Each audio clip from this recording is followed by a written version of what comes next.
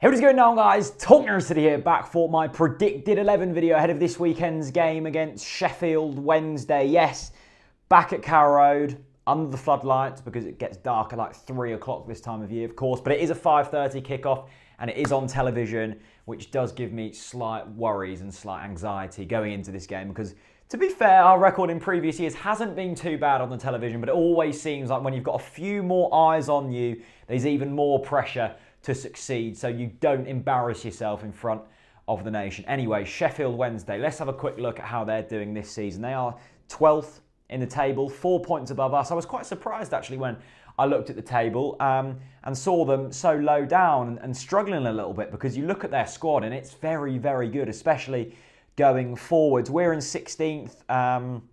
They've got 27 points, we've got 24, so if we win, we could go level on points with them. In terms of goals scored, we are the third lowest in the league, behind Burton and Birmingham. We're in front of them. We've only scored 18 goals. Birmingham have only scored 10 goals this season. That is quite astonishing how few they've scored. We've conceded 26, they've scored 25 and conceded 23. You look at their top scorer, and of course it's Gary Hooper. He scored 11 goals for them this season, including a brace last weekend, so it's pretty much written in the script that he's going to bag a goal this weekend. And then you look at their next two top scorers, admittedly only got 4 and 3 goals, but it's Jordan Rhodes and Fletcher, two very experienced and goal-scoring players. So going forwards, they've got a lot, and they've also got Adhe New, who scored against Ipswich a few weeks back, like 6'7", bit of a beast. Throw it long into him, he will win the ball in the air. However, Sheffield Wednesday have drawn their last 4 games. They were about to win against Hull, but Michael Dawson scored a 95th minute equaliser, and it was scrappy as hell. So they're not going to be too happy about that. Their gaffer got sent to the stand. He's been fined by the FA. He's a bit of a nut job, but kind of a good nut job. I kind of like a passionate manager, and he's certainly that. So let's get into the team then. I'm going to remind myself straight away, it's not Declan Rudd in goal. It is, of course, Angus Gunn. For some reason, I think of Angus Gunn in my head, and I say Declan Rudd. I have no idea why. It's Angus Gunn in goal. Of course it is. Now, in at left back, I'm doing this video before the press conference, so apologies if I get players in here that are injured, because it seems like all of our players are just injured at the moment. So I'm going with what I think. Husband in at left back. Now, you might be thinking, why?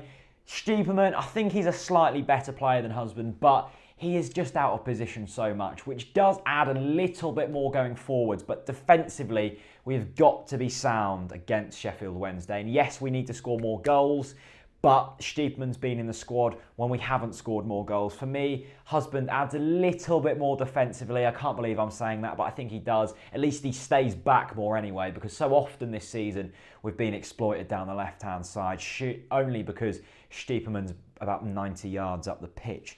The centre-back pairing I'm fairly confident with. It's Tim Closer and Grant Hanley. I think that's as good as you're going to get in the Championship for our kind of standard. I'm pretty happy with that. They're going to have a lot to deal with. Are they going to be up for it? I'm not too sure, but we haven't got any better, so they go in there. And then in at right back, who I think has probably been our most consistent performer of the season, is Ivo Pinto. Now, these are the positions where we're really struggling with at the moment. Tom Tribal's injured.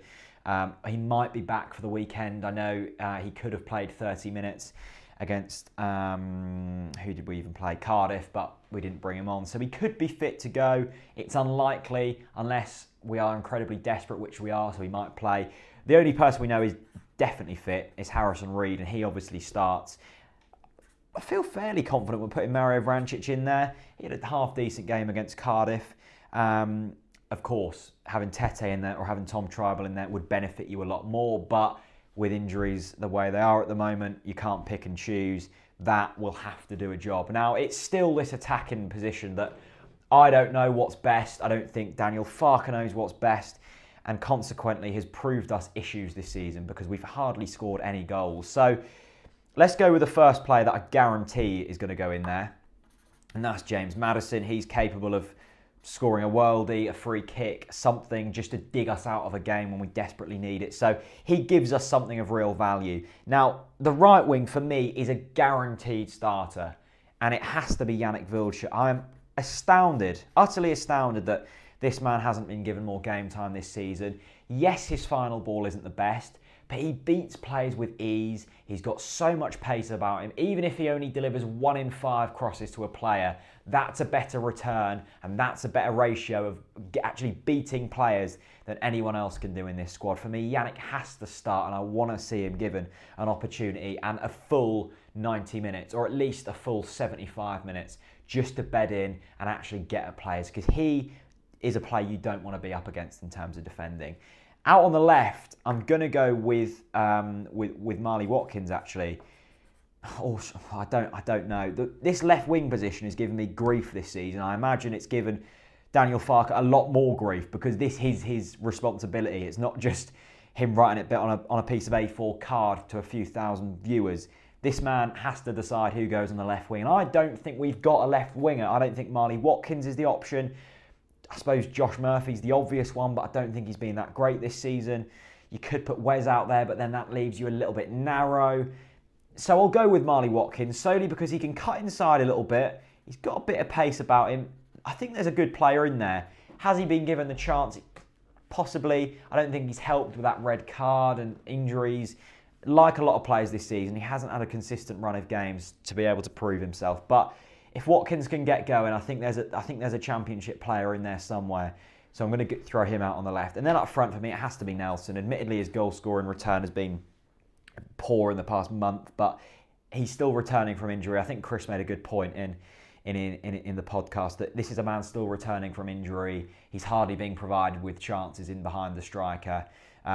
So let's just stick with him. We love Nelson, you know. We love Nelson for that rash kind of celebration. There is something about him. This is a man that wants to succeed and wants Norwich City to succeed. Yes, he might be a bit selfish, but he's a striker. Of course, he's going to be a little bit selfish. If Nelson comes good, the rest of the team comes good. On paper, this is a very decent team. The only problem is we're low on confidence.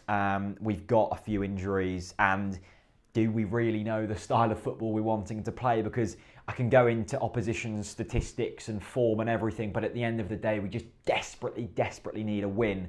However that comes, I don't care. At the moment, it's all about results over performances, and unfortunately, that means you have to sacrifice the style of football you play. Now, will Daniel Farke stick with this football that evidently isn't working at the moment? I hope so in the long term, but maybe short term, we just have to look, however that may be, at just picking up results. That might be looking long. I don't know. We just desperately need a win. As you can tell, I'm slightly deflated in the way I'm speaking, because I don't know what to do anymore with Norwich. I really don't. I'm at a loose end, you could say. I'm at a loose end. So let me know your thoughts. Is this the team you would play? Are you excited for the weekend? Are you scared? Are you frightened you're just going to be a bit cold? It's meant to be very cold at the weekend. That's not going to be good. Let me know your thoughts. It's sure to be an interesting narrative anyway. That's the team I would play. Let me know your thoughts on the game and life in general. How's your day been? Let me know that. Hopefully it's been good. Hit subscribe, hit like, and I'll see you very soon. Peace out.